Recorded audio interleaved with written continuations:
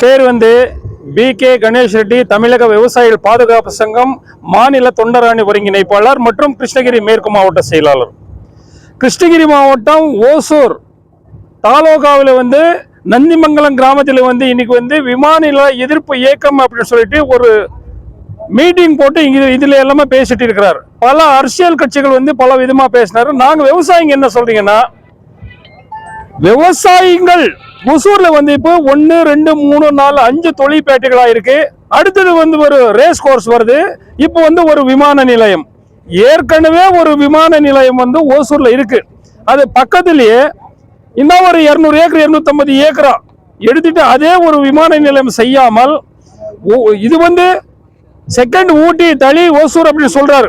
ஆனா உலகத்துக்கே காய்கறிகள் பூமலர்கள் அதிகமா விவசாயம் செய்யக்கூடிய ஒரே ஒரு ஏரியா அப்படின்னு சொன்னா கிருஷ்ணகிரி மேற்கு மாவட்டத்தில் சூளகிரி மற்றும் ஓசூர் தளி தொகுதி. இந்த பகுதியில் இருக்கக்கூடிய நிலங்களை எல்லாமே வந்து அரசாங்கம் வந்து கையகப்படுத்தும் தொழிற்பேட்டைகள் அப்புறமா வந்து ஏர்போர்ட் அப்படின்னு சொல்லிட்டு பல விதமா வந்து எடுத்துட்டு வந்து விவசாய நிலங்களை அகற்றம் செய்வார்கள். இதுக்கு நான் என்ன சொல்றீங்கன்னா, விவசாயிகள் நிலம் எடுப்பதற்கு பதிலாக அரசியல் கட்சிகள் பல ஆயிரம் ஏக்கர்கள் நிலத்தை வாங்கி ஒவ்வொரு இடத்துலையும் வச்சிருக்கிறார்கள்.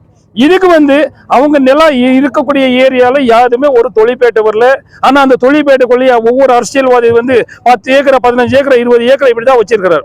பல ஆயிரம் ஏக்கரை இருக்கக்கூடிய அரசியல்வாதிகள் எடுக்காமல் பாமர்களான விவசாயிகளுடைய நிலத்தை வந்து கையகப்படுத்தி நமக்கு வந்து ரொம்ப கஷ்டமா இருக்கிறது. இந்த கூட்டத்தின் வழியாக இப்ப பல அரசியல் கட்சிகள் சொல்லிட்டு போனார். நான் என்ன சொல்றீங்கன்னா, முதல்ல வந்து இது வந்து காய்கறிகள் பூமலர்கள் அதிகமாக இருக்கக்கூடிய ஏரியால வந்து இது வந்து ஒரு பச்சை மண்டலமா இந்த ஓசூர் தாலுகா தேன்கனிக்கோட்டை சூளகிரி மாற்றம் செய்யணும். இவங்க வந்து எந்த வேலை செய்யாமல் சொல்றது ஒரு வார்த்தைன்னா செய்யறது ஒரு வேலை செஞ்சுட்டு இருக்காரு. எது செய்யணுமோ அதை செய்ய மாட்டார், எது செய்யக்கூடாதோ அதுதான் செய்வார்கள். இப்போ இங்க வந்து கர்நாடகா நம்ம பக்கத்துல இருக்கு. அங்க வந்து 1 ஏக்கராவுக்கு அங்க மார்க்கெட் வேல்யூவோட சேர்த்து கொடுப்பாரு. இங்க 2013 அரசாணையின்படி மார்க்கெட் கைட்லைன்ஸ் வேல்யூ என்ன இருக்குதோ அதுக்கு 3 மடங்கு சேர்த்து நாங்க கொடுப்போம் என்பது அரசாங்கமே விலை நிர்ணயம் செஞ்சு இப்போ அரசாங்கம் அதை ஏமாற்றி விவசாயிகளை வஞ்சிக்கிறது. இந்த விமான நிலைய போக்கையே தமிழக அரசு கைவிட வேண்டும் என்பது நாம் தமிழக விவசாய பாதுகாப்பு சங்கத்தின் சார்பாக நாங்கள் ஒரு கோரிக்கை வைப்போம். இது நம்ம ஒரு சங்கத்தின் சார்பு கிடையாது. ஓசூர் பகுதியில் இருக்கக்கூடிய அனைத்து விவசாயிகள் கோரிக்கை என்னன்றா, ஒரு புடி மண்ணு கூட நாங்கள் தொடர்க விடமாட்டோம், எங்க உயிர்கள் போனா கூட நாங்கள் அதை விடமாட்டோம் என்பதுதான் எல்லா விவசாயிகளுடைய கருத்து. ఓసూర్ తాలూకా నందిమంగళం గ్రామం పక్కన ఉండే STR రోడ్లో ఒక మంచి సమావేశాన్ని ఏర్పరిచిన ఈ చుట్టుపక్కల గ్రామస్తులకు, మన పెద్దలకు, మన అక్క చెల్లెళ్ళు, మన అమ్మవార్లు, మన నాయనగారులంతా వచ్చి ఇక్కడ కూర్చొని ఈరోజు ఈ వేదికలో ఉంటారు.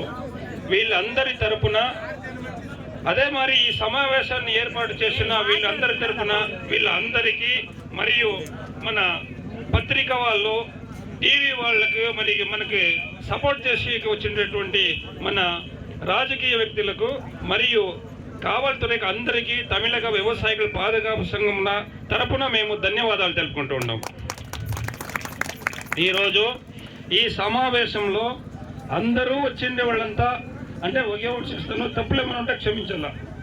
ఇది రాజకీయంగా మాట్లాడేదో, రాజకీయం వాళ్ళు తక్కువ చేసి మాట్లాడేదో మనం కాదు.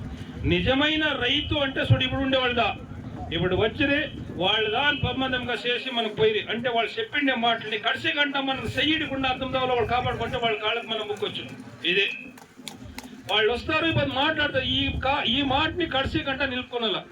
ఈ కడిసి గంట నిలుపుకుంటేనే మన రైతులంతాను మనమును ఈ ఏరియాలో వచ్చి మనమును పథకాలు చేసేలారు. ఇది ఇప్పుడు ఇక్కడ కూకుండే రైతులు మన నాయకుడు మంచోడు అన్నికి మన ప్రెసిడెంట్ గెలిపియాలంటే మా ఆయన కాదు మంచోడు, ఆయనకి ఇంకా ఈయన చూస్తాం, ఈయనకి ఇంకా వచ్చే మన చైర్మన్ మంచోడు అంటే వాళ్ళని చూస్తాం. వాళ్ళకి ఎమ్మెల్యే, ఎంపీ, ప్రధానమంత్రి, అదే మాదిరిగా జనాధిపతి ఉంటే వీళ్ళందరికీ ఎమ్మెల్యే, మన ప్రెసిడెంట్కి ఇంకా మంచోళ్ళు, ఎమ్మెల్యేకి ఇంకా మంచోళ్ళు, ఎంపీకి ఇంకా ప్రధానమంత్రి, జనాధిపతి వాళ్ళందరికీ ఇంకా మంచోళ్ళు అంటే కూకుంటే మన రైతు బాంధవుల వీళ్ళదా వాళ్ళందరికీ మంచి మనుషులు అంటే వీళ్ళని ఇంకా వాళ్ళ పార్లమెంట్కి కానీ అసెంబ్లీకి కానీ పోయేది. మన వాళ్ళందరికంటే మంచోళ్ళు ఎవరుంటే మన రైతులదా.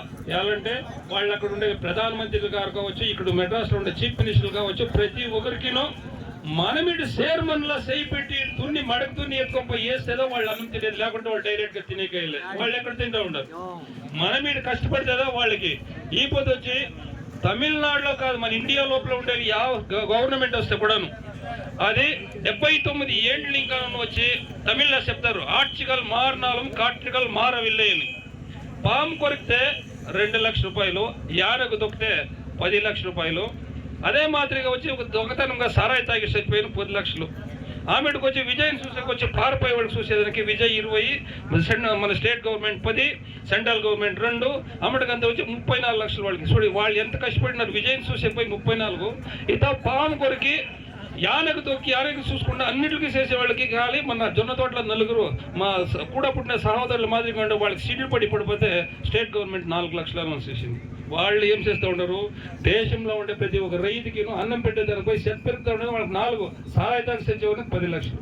ఎంత కేవలంగా వ్యవసాయం చూస్తారంటే రాజకీయములు రావచ్చు, వాళ్ళు తెలిసిండే విషయాలు చెప్పొచ్చు, కానీ కడిసి గంట మన జొత్లో పోరాడితే మనం పోరాడాలి. మన జొత్త సమావేశం వస్తే కూడా మనకు కూడా పోరాడితే వాళ్ళకి మనం ఇప్పుడు వచ్చి ఈ వసూరు ఏరియాలో ఎయిర్పోర్ట్ వచ్చేలే దీన్నే ఏమిటి సెలెక్ట్ చేసినారంటే ప్లాట్లో 4. ఇప్పుడు ఫస్ట్లో ఏం చెప్పి బెల్గంపల్లిలో ఉండే టాల్కి ఇంకో ఇన్నూరు కలిస్తే దాన్ని చేసుకుంటామండి.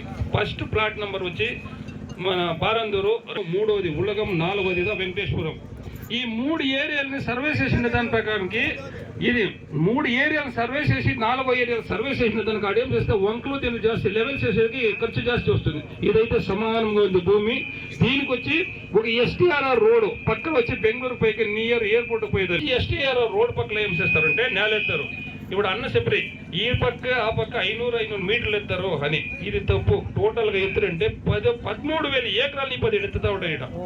ఈ ఎయిర్పోర్ట్ కాకుండా 13,000 ఏకరాలకి టోటల్ గా ఉండే ఈ జమీన్ అంతా మళ్ళీ తెస్తారు.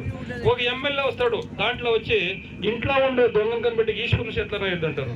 మన ఊర్లోనే ఉండుకొని నీ నేలకు బాగా వెలుస్తుంది ఇచ్చేస్తాం రా మనం నేల అనే దానికి మనలో పుట్టుకొని వీళ్ళకి కొంచెము వాళ్ళకందరూ జమీన్ తీసి చేస్తూ ఉంటారు. దీనికి వచ్చి రైతులు ఏమనకుండా ఈ పది కాదు, మన నేలని ఇంకొక 10 ఏళ్ళు కాపాడి పెట్టుకుంటే బెంగళూరులో 100 కోట్లు ఆడకాదు పోయి నందిమంగళతో 100 కోట్లు పోతే ఇది మాత్రం నిజమో.